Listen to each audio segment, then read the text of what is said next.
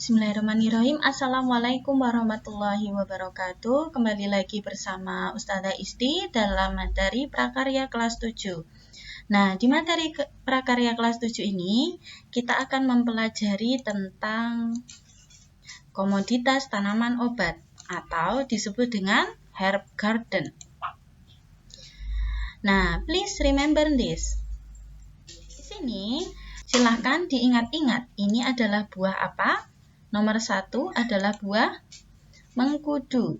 Yang kedua, ada bunganya berwarna merah, fungsinya untuk mengobati luka, yaitu bunga tentir. Kemudian yang ketiga, ini adalah buah delima. Yang keempat, berwarna kuning, tentu tidak asing. Ini adalah tanaman yang sering digunakan di bumbu dapur, yaitu kunyit. Yang kelima, ini biasanya digunakan untuk ibu menyusui, yaitu adalah daun kelor. Selanjutnya, apa saja yang harus kita ketahui tentang komoditas tanaman obat? Yang pertama yang harus kita ketahui, jenis-jenis tanaman obat. Yang kedua, fungsi tanaman obat.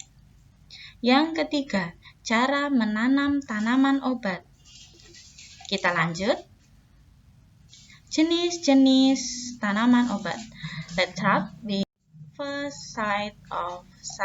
Oke, kita lihat di slide pertama. Slide pertama, bisa kita lihat jenis-jenis tanaman obat. Di sini ada 7 jenis-jenis tanaman obat. Maksudnya dimulai dari fungsinya. Yang pertama misalkan rimpang. Nanti kita akan tahu contohnya apa. Kemudian tanaman obat yang dari buah. Kemudian dari biji, dari akar, dari batang, dari bunga, dan dari daun. Kita lihat apa itu rimpang. Mungkin di pembelajaran kalian sudah tahu bahwa rimpang atau dalam bahasa Latinnya adalah rhizoma, itu adalah modifikasi dari batang tumbuhan yang tumbuh menjalar ke bawah. Berarti berada di bawah tanah. Nah, ini contohnya ada jahe, kemudian ada kunyit, kemudian ada temulawak. Selanjutnya, tadi kita sudah tahu apa itu rimpang. Yang kedua, tentu kita tidak asing dengan buah.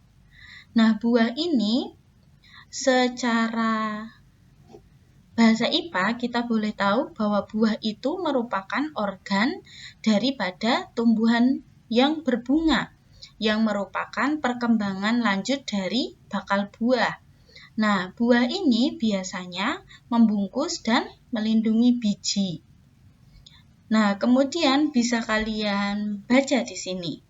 Buah itu seringkali memiliki nilai ekonomi sebagai bahan pangan maupun bahan baku industri karena di dalamnya disimpan berbagai macam produk metabolisme tumbuhan. Mulai dari ada buah yang ada karbohidratnya, protein, lemak, vitamin, mineral, alkaloid, hingga terpena atau terpenoid. Nah, jika kita membahas tentang semua ini, ilmu yang akan kita pelajari adalah ilmu pomologi. Bisa kalian lihat banyak sekali jenis-jenis buah. Selanjutnya, tanaman obat yang dari biji. Kita ketahui bahwa biji adalah tumbuhan atau bakal biji adalah dari tumbuhan yang berbunga tapi sudah masak. Nah, biji ini dapat terlindung dari organ lain maupun tidak. Nah, kita lihat komoditas tanaman obat ini yang dari biji yang bisa digunakan adalah apa? Nanti bisa kalian cari ya. Selanjutnya,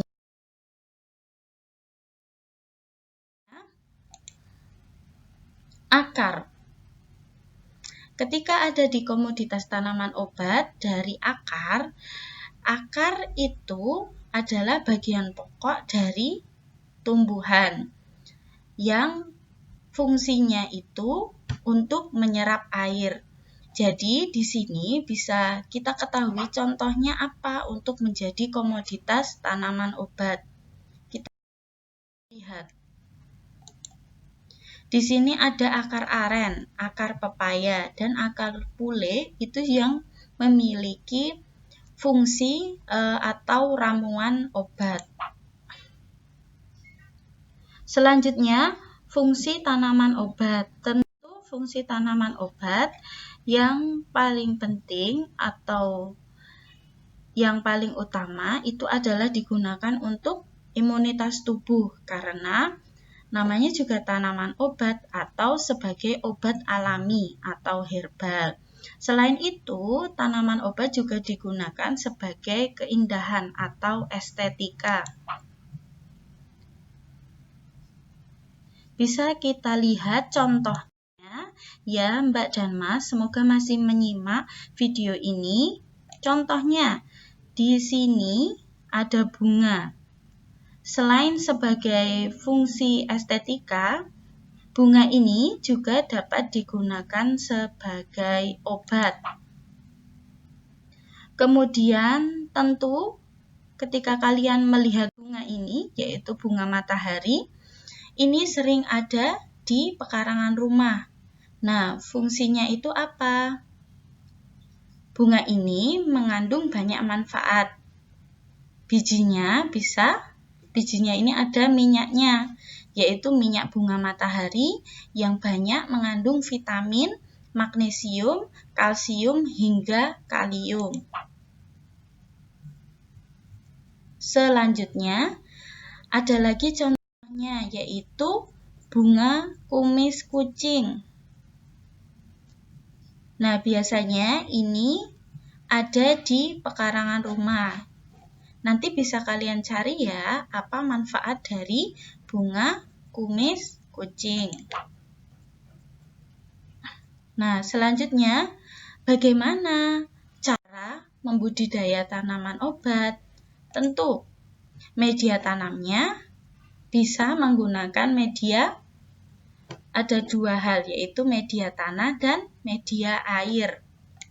Kemudian, cara budidayanya pasti yang pertama adalah dengan cara pembibitan, bisa menggunakan biji, bunga, daun, atau akar, dan sebagainya. Kemudian ada pengolahan tanah. Bagaimana tanah itu menjadi tanah yang subur, tanah yang gembur. Kemudian penanamannya. Penanamannya itu berkala, apakah sampai 3 bulan, 2 bulan sudah masa panen.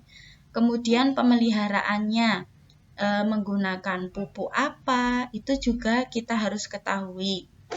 Nah, kemudian panen dan pasca panen.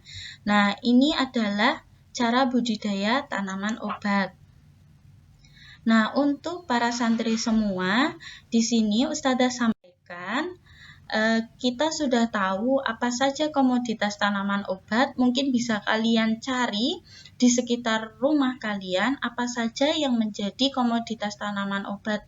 Misalkan di rumah kalian ada mungkin yang menanam jahe atau mungkin menanam kunyit, menanam buah, misalkan buah tin dan sebagainya.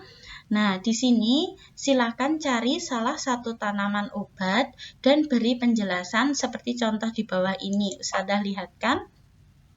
Seperti contoh di bawah ini. Yang pertama, silakan cari gambarnya. Seperti ini. Ini contoh gambar dari buah, apa ini? Buah serikaya. Kemudian yang kedua, silakan cari manfaat dari tanaman tersebut, karena Ustazah berikan contohnya tanaman buah serikaya, berarti manfaat dari buah serikaya seperti ada mengurangi mual pada ibu hamil, bermanfaat untuk perkembangan janin, melancarkan pencernaan, baik untuk kekuatan tulang, mempercepat proses penyembuhan dari bisul. Nah, ini ada manfaat dari serikaya.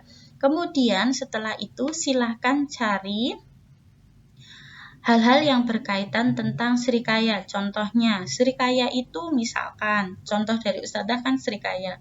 Serikaya bahasa latinnya adalah Annona squamosa. Nah, ini adalah tanaman yang tergolong ke dalam genus Annona yang berasal dari daerah tropis. Nah, buah serikaya berbentuk bulat dengan kulit bermata banyak atau berupa sirsak. Daging buahnya berwarna putih. Nah, kemudian ini adalah penjelasan bagaimana ia tumbuh. Kemudian ini bagaimana ia tumbuh menjadi besar, bisa berdiameter 6-10 cm. Nah, bisa kalian lihat. Ustadzah sudah tuliskan di sini. Nah, tugas ini dikerjakan di Microsoft Word, bisa dikirim di WA Ustadzah dengan syarat silahkan di Microsoft Word-nya di atas kanan, di kanan atas silahkan ditulis nama, nomor absen, dan kelasnya. Kemudian tadi yang pertama gambarnya, yang kedua kalau di sini itu adalah penjelasan yang seperti tadi berupa nama Latin, boleh dari contoh yang di atas atau yang tertulis ini ya Mbak Mas. Nah, oke.